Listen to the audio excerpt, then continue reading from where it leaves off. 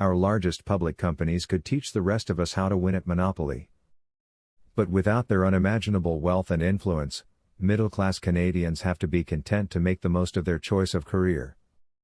While neoclassical economists like Milton Friedman make the case against government regulation, the truth is that the powerful can always find clever ways to protect themselves from competition. Warren Buffett, perhaps America's most lovable capitalist, isn't shy about advising investors to invest in companies that have broad, impenetrable moats around them.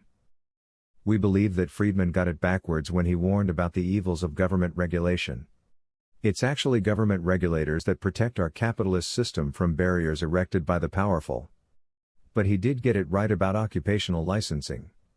In his 1962 classic book Capitalism and Freedom, he devotes an entire chapter to the subject. Friedman's views on licensing take us back to those of Adam Smith, the father of modern economics. In 1776, Smith wrote this observation on the nature of urban guilds. People of the same trades seldom meet together, even for merriment and diversion, but the conversation ends in a conspiracy against the public or in some contrivance to raise prices.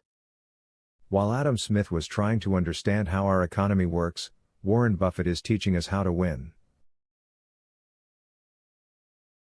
In recent years, private equity has started to get involved in the commoditization of professional services like healthcare, veterinary services, and the business professions. It's a tempting target since regulatory bodies for all professions impose inefficiencies on their members. The venture capital arm of Canada's largest bank has launched owner.co, which provides services to incorporate, provide templates of legal agreements, and file annual reports for small private corporations in Canada. When Scott Stevenson was building his first startup in St. John's, he was shocked that legal fees consumed half of his initial financing. So, in 2018, he co-founded a startup called Rally to automate the drafting of routine legal documents using artificial intelligence. Stevenson's company, now renamed Spellbook, rode the current AI wave to sign up more than 74,000 people for a trial and raised a $10.9 million financing in June of this year. On September 3, 2023, the Globe and Mail published an article on the impact of AI on the legal profession. According to the article, Canada's lawyers are bracing themselves for lower fees, fewer lawyers, and disruptive startups, like owner.co, encroaching on their territory. It's about time. The profession is ripe for disruption. Canadians have had to work around the legal profession for a long time. Canada's lawyers have gotten way too comfortable behind their monopoly, and both the quality and affordability of legal services have suffered. In 2013, the National Self-Represented Litigants Project was launched as the result of a study by Dr. Julie McFarlane, supported by grants from the law foundations of Ontario, Alberta, and BC. The National Self-Represented Litigants Project published these eye-opening statistics on their website. 86% of self-represented litigants in the national study were actually looking for legal assistance, but somehow weren't able to find it. 53% had previously retained a lawyer, but had run out of funds. In urban centers, almost 80% of family litigants are filing unrepresented. Independent auditors are a recent phenomenon. Double-entry accounting was well established by the 12th century in Europe. It was probably taught by mathematicians at the first European universities, even before it had been described in Luca Pacioli's Summa di Arithmetica in 1494. This wasn't long after Gutenberg's newfangled printing press allowed books to be widely distributed throughout medieval Europe. 400 years later, after the stock market crash in 1929, the Securities Exchange Act was passed by the U.S. Congress and signed into law by President Franklin D. Roosevelt. The Securities Exchange Commission was established as the regulatory body overseeing the securities industry in the United States. American professional accountants began to work on audit standards for public companies in response to the crisis. For the first time, audited financial statements were required for public companies in the U.S. While the accounting services industry is growing, the importance of auditing in Canada has been falling consistently year over year since a high of 32.1% in 2014. But auditing has never been particularly important, except for the top 10 firms that dominate the profession.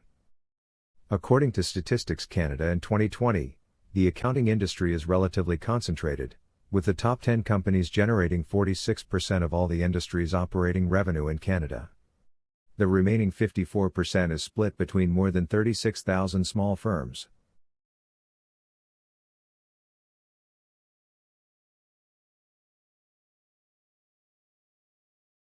Since the three legacy accounting bodies were amalgamated in 2014, we have seen a thickening of regulatory requirements imposed on the smallest firms.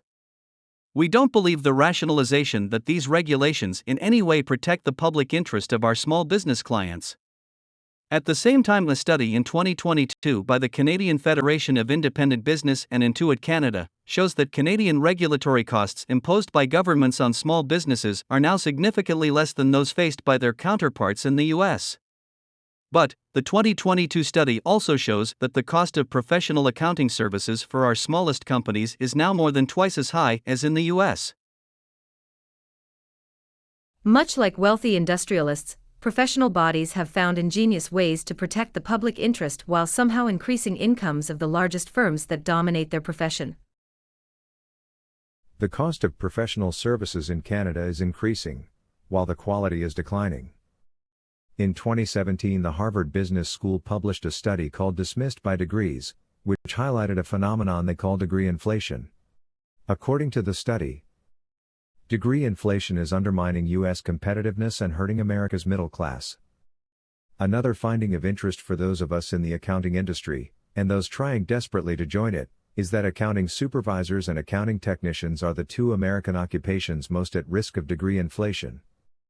Our monopoly for delivery of audit services is increasingly unimportant in an economy dominated by small business, where the number of viable public companies is declining and private equity is more important. Neither our management schools, nor our largest management consulting firms can offer much in the way of valuable expertise to an economy dominated by small business. We believe they are primarily empty suits selling brand recognition. The National Self-Represented Litigants Project clearly shows that the legal profession is also at significant risk from disruption, and has been for some time. At SBA Canada, we are trying to reimagine tax and regulatory compliance services for Canadian small businesses.